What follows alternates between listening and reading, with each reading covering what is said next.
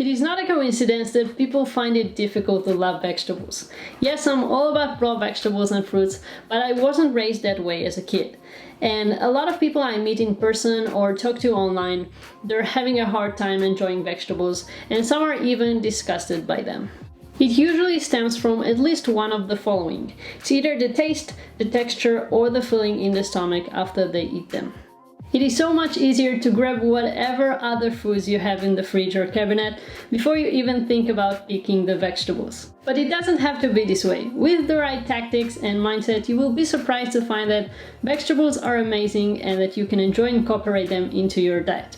Before we go into the tactics and what steps you can take to start enjoying vegetables, it's important to talk about the mindset in which you're starting this process. So first, you need to change the way you think about vegetables.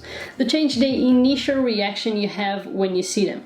Our thoughts create our reality. So you assumed all of them were bad, maybe because of the experiences you had so far. So in your mind, you need to stop saying you hate vegetables, and instead you just haven't found vegetables that you like prepared in certain ways yet. And this is something we're going to change gradually. Our goal here is to help you eat vegetables on a daily basis. So let's dive into some tactics to help you do that. Our first strategy here is the sneaking approach. Hiding vegetables inside other foods still counts, and it's a great option to start with. You can add veggies to foods you already like, for example, lasagna, muffins, mashed soup. You can put a few small pieces inside a sandwich. Smoothies are another great way to sneak in some veggies. You can add any type of fruit you like, maybe add some almond milk or put some nut butter inside, and just throw in a few leaves of spinach or lettuce to start with.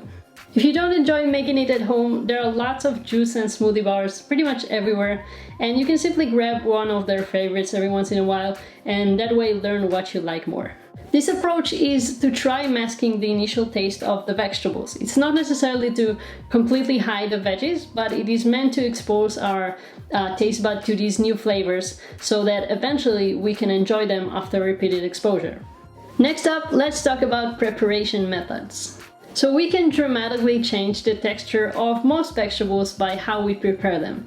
You see, many of us are traumatized by the experiences we had as kids, forced to eat overcooked, frozen or canned vegetables, or any other weird dish that contained vegetables in it. To this day, I can't stand the texture of overcooked vegetables. They tend to be too soft with this weird texture, and there's nothing left to chew on really. So it is very likely that if you don't like a particular vegetable, trying to prepare it in a different way may create a positive outcome. You can try anything from eating it raw to steamed to baked, grilled, or even blended. You have so many options. If you're just learning to cook by yourself or you're a little intimidated to start, you can do a few things. You can find vegetables that don't require much preparation work or techniques, or you can search for easy recipes online on how to cook them. I'll link some examples in the description below. Next, spices, sauces, and dips are now your close friends. Our taste buds are important, and we're meant to help us distinguish between foods that are good for us and foods that are bad for us. But for decades now, the biggest food companies are working very hard to make us addicted to their foods by training our taste buds to their advantage. They're using lots of sugar, salt, artificial flavors and sweeteners, fat, and other chemicals to make foods that are not good for us taste amazing and fool our system into believing it's good for us. We're so used to the mixture of spices and artificial flavors from the dishes and processed foods we eat every day that eating a plain vegetable have become boring and bitter.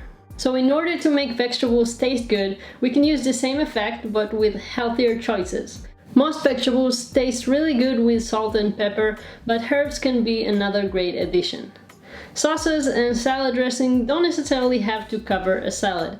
You can try them on other dishes or cooked veggies and see how you like them. Even lemon does wonders to a dish. And dips are an amazing option to get more raw or steamed veggies in your diet. It can be hummus, vegan cheese, pesto, guacamole, tahini, or any other dip you really enjoy. We can retrain our taste buds and get rid of the addiction to these processed foods and eventually develop the ability to enjoy the natural foods we are designed to eat by creating a consistent exposure to them and slowly decreasing the amount of processed foods we consume. Moving on to our next tactic, and that is to transform the veggies themselves into sauces or toppings. So the idea here is to treat the veggies as a great addition to your plate. You can add the vegetables as toppings to your pizza, pie, pasta. Another option is adding parsley or tomatoes into tofu scramble. You can also mix the vegetables into sauces and create a homemade salsa or Greek cucumber sauce, for example. Now, what about if you feel really uncomfortable in the stomach after consuming vegetables? So this is usually caused because of the increased fiber intake, which is good for you, but your body and your gut flora is not used to it yet. When you start to consume these fibers for the first time, or when you all of a sudden increase your intake, your body may not be ready to deal with the amount of fiber. And as a result, some people may experience bloating, gas, or a general discomfort in their digestion process. So the best approach is to gradually increase the amount of fiber you consume and improve your digestion. You can start with eating more cooked or steamed vegetables before eating them completely raw as you begin the journey. Also, start with small portions and slowly increase the amount you eat over time. It takes a few days for your gut bacteria to get used to the increase in fiber intake. One final note before I give you a list of action steps. So this process will require patience. Patience with your body and yourself. Making that transition is not going to happen overnight. It might take you a while to find what you like, to learn how to prepare vegetables the way you enjoy them. There may be days that you just won't feel like eating a vegetable now. There may be days that what you made just didn't come out as good as you thought it would be, and that's okay. Just keep going, make something new the next day. It's all about building the habit. Also, be patient with your taste buds.